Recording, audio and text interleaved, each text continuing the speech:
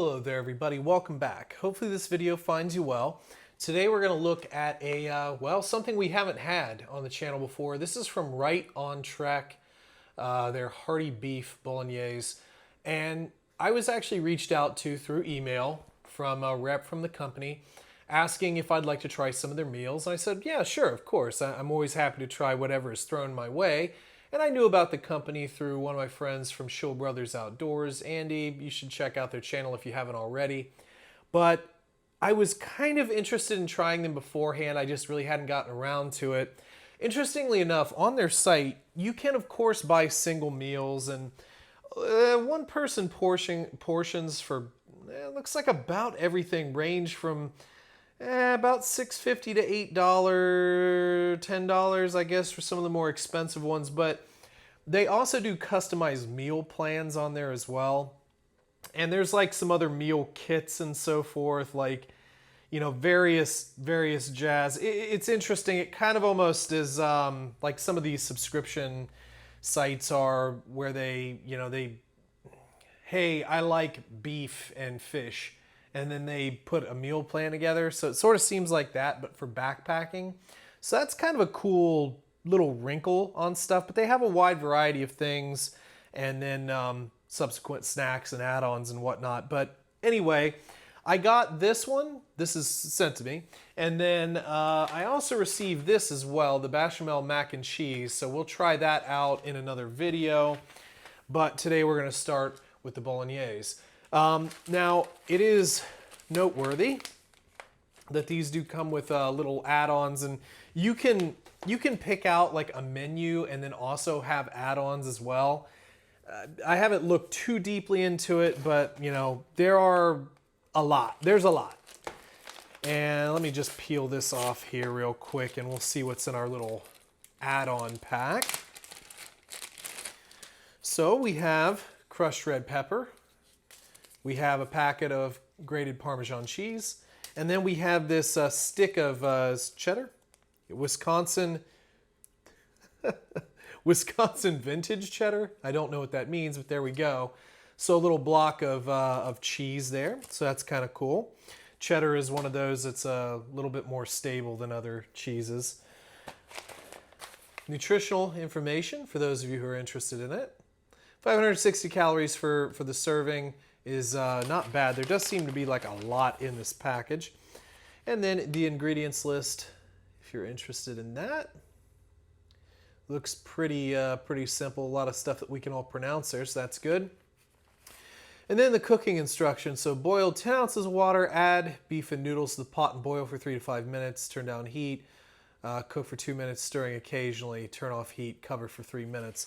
So this is not a boil in the bag meal, which is usually what we do. The only demerit I would possibly give this is I typically don't like to mess pots up. I don't like to clean.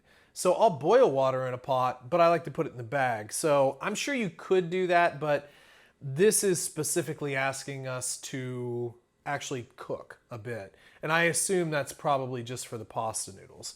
Let's go ahead and open it up. And no zip top or anything like that. Looks to be sort of our base mix. Have the oxygen absorber, which we'll get out of there. We have beef crumbles. Okay, so the beef crumbles are in their own package. And then our pasta, which is kind of a little squiggly shape. Did they give the specific name? Tagliatelle. I'm sure I'm butchering that. Tagliatelle, maybe. The little wavy noodles. So what I need to do is basically get on a stove. Now again, you can do this on your backpacking stove as well. I mean, I always carry a burner and fuel in my pot. But yeah, it will make a little bit of a mess, so you will have some cleaning to do. But regardless, I'm going to go ahead and make this up, and we'll see how it tastes. All right, and back, everything went pretty well. Might have added a touch too much water in there. I did try and stay as close to that 10 ounces. I mean, you guys know how well I follow instructions, but I did try and keep relatively close.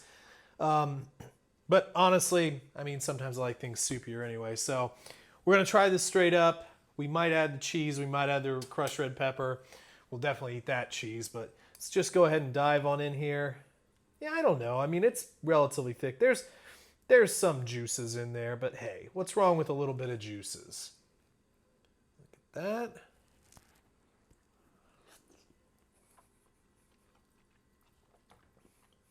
Okay. Yeah, that's tasty. Didn't let the noodles go too long.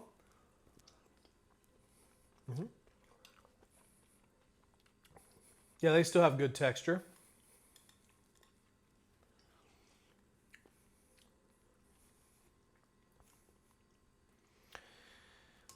Let's see.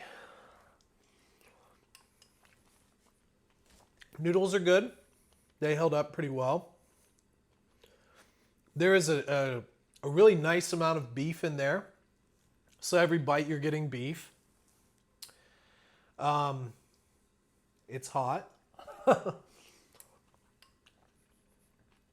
bit sweeter than what I thought it would be. But a really nice kind of not overly acidic, but acidic tomato base there. You know, garlic, onion, Italian seasoning, that sort of stuff. It does come through pretty well, but just a little bit sweeter than what I would have expected out of it. Kind of more in the in sort of the range of like what you would get in like sweeter American, like a marinara. It's really nice. It's actually really nice. I'm going to add these crushed red peppers because I do like the crushed red pepper. I like it for a variety of different reasons, and because I have it, let's go ahead and add this grated parm on there too. Probably the scourge of the parm world, and I'm a parm guy. I love Parmesan cheese, but sometimes I'll just buy a block. Not a ton in there, honestly. Sometimes I just buy a block of parm and I'll just shave off pieces and eat it. Maybe eat it with some toasted bread or something like that. That's always real nice. Yeah, big fan of parm. But the little packety stuff is not always great.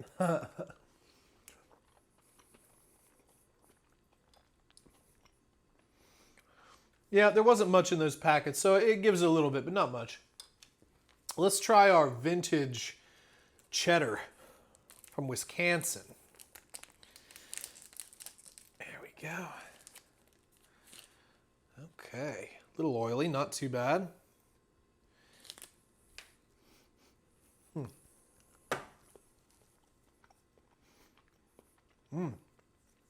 Okay. That's interesting. Definitely processed. Kind of gives you the vibe of, you know, actually I'll tell you what it gives me the vibe of. You guys know Cracker Barrel cheese, right? The Cracker Barrel cheddar. Kind of reminds me of that. Not real sharp. Not real sharp, but a good pleasant taste. So we'll do some crumbles in our pasta here. Total sacrilege, but hey, whatever.